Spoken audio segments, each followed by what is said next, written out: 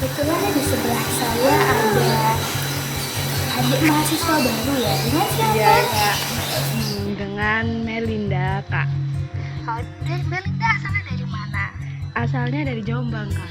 Nih, boleh minta waktunya sebentar nggak? Boleh. Nih, kalau mau boleh tahu, gimana sih proses Melinda nyari kosan tuh sejak menerima kabar kalau keterima di kampus UINSA? Jadi gini kak, kan waktu itu kan dapat pengumuman kalau keterima di UMPTKIN.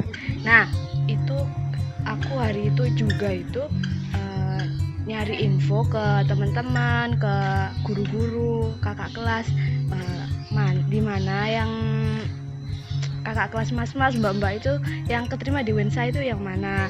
Nah waktu udah dapet kontaknya itu aku langsung chat dan nanya, kak di mana sih kosan yang deket kampus UINSA gitu. Berarti di sini termasuk cepet ya, maksudnya setelah langsung dapat kabar keterima langsung segera nyari kosan gitu Iya ya? kak, kan takutnya kan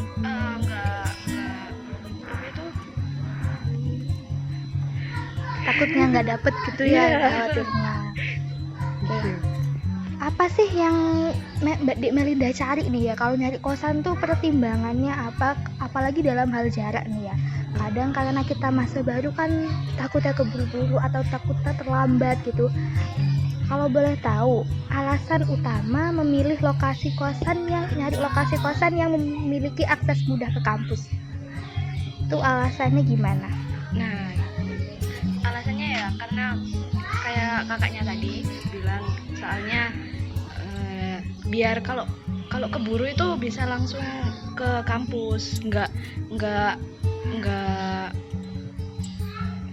Butuh transportasi gitu. nggak butuh transportasi kayak aduh kok aku keburu harus pakai motor dulu, ngeluarin motor terus jalannya mutar kan susah gitu ya. Jadinya kalau jaraknya deket gini aku bisa langsung jalan deket 5 menit udah nyampe gitu kan, lebih efektif gitu kak. Jadi meskipun macet tuh masih bisa lanjut Nah gitu ya. itu kak alasannya. Kalau misalnya udah dapet kosan nih ya, lagi nyari kosan yang menurutnya gimana keamanan, nyari keamanan lingkungan yang kayak apa? Soalnya kan kadang ada kos yang murah tapi keamanan kurang terjamin. Nah jadi yang Dek cari ini maksudnya lebih nyari yang kayak gimana, atau lebih milih harga, kualitas, atau keamanannya gitu? Menurut Adik sendiri kayak apa? Kalau aku sih lebih milih ke kualitas fasilitas sih, soalnya dari ortuku sendiri tuh nggak dibawain sepeda motor, jadi nggak terlalu kepikiran buat keamanan gitu. Setuju benar ya, jadi karena nggak ada kepikiran barang gitu ya. Iya. Oke. Terus ini nih, gimana sih udah nyari ke berapa kos-kosan nih? Prosesnya udah gimana? Sulit apa mudah, apa kadang bimbang, apa gimana cara menghubungi kosnya atau izin dari orang tua? Kalau masalah itu sih mudah sih kalau menurutku buat nyari kosnya. Cuman bimbangnya ini soalnya kan ada yang harganya mahal, ada yang murah. Terus itu kayak jadi overthinking gitu. Kayak kan kita ada yang harganya wah ini lebih mahal tapi fasilitasnya ini bagus banget gitu. Terus ada yang murah tapi fasilitasnya ini aku kurang suka gitu. Tapi yang murah ini dekat dari kampus, tapi yang mahal ini agak jauh, pokoknya kayak gitu kan. Jadi ini sekarang lagi di Surabaya, lagi survei ya. Ya semoga segera dapat kos yang diinginkan ya. Iya, amin.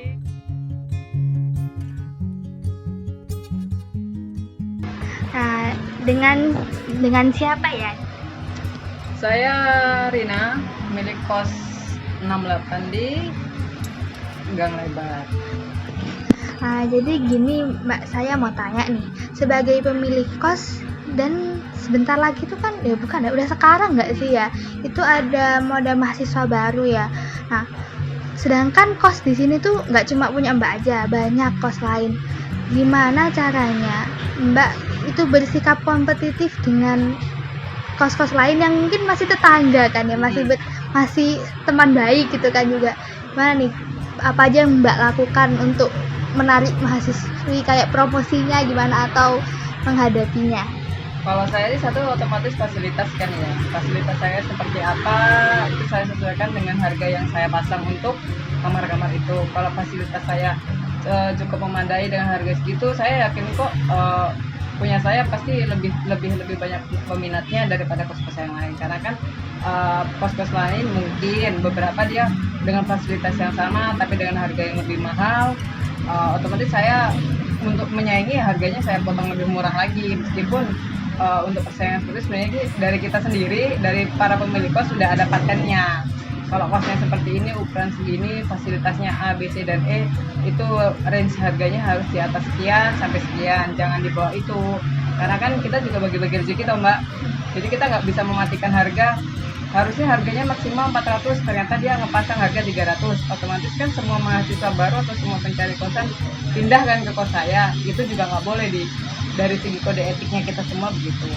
Kalau kita berani pasang harga di atas range harga misalnya 400, kita pasang 500, ya kita harus punya kualitas dong. Misalnya ruangannya seberapa, kasurnya seperti apa, fasilitas lemarinya seperti apa, ada tenaga bersih-bersih yang setiap hari datang atau tidak. Cuma segitu aja sih. Kalau untuk itu dari kita sini sudah punya patokan harga, jadi kita nggak bisa langsung saya pasang lebih murah, pokoknya kos saya penuh. Kita nggak bisa gitu juga, soalnya kita sudah punya patokan harga.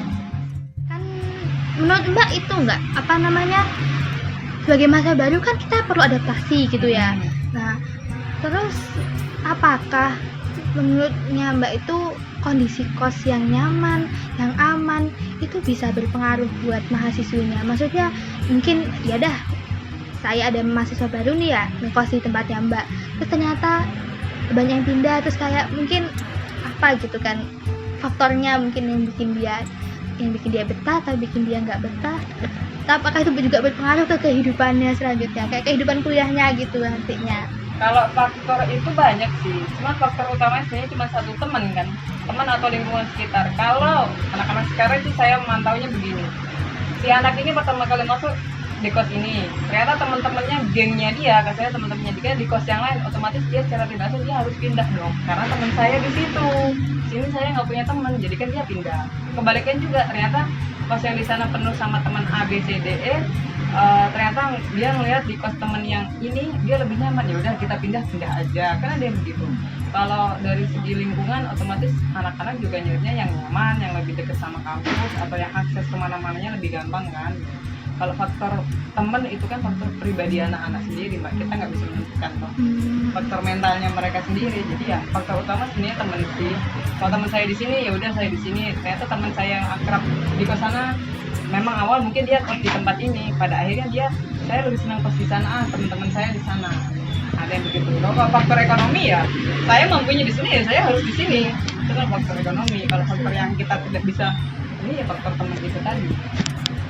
Coba sekarang ke pertanyaan terakhir ya, boleh itu nggak bagi sedikit cerita kayak pengalaman penting atau apa ya yang jadi penting, yang menjadi pelajaran penting bagi jenengan juga, kayak dari awal-awal menerima mahasiswa baru itu gimana? Maksudnya yang paling berkesan itu apa ya, yang kayak tentang kosnya juga, tentang mahasiswanya gitu gimana?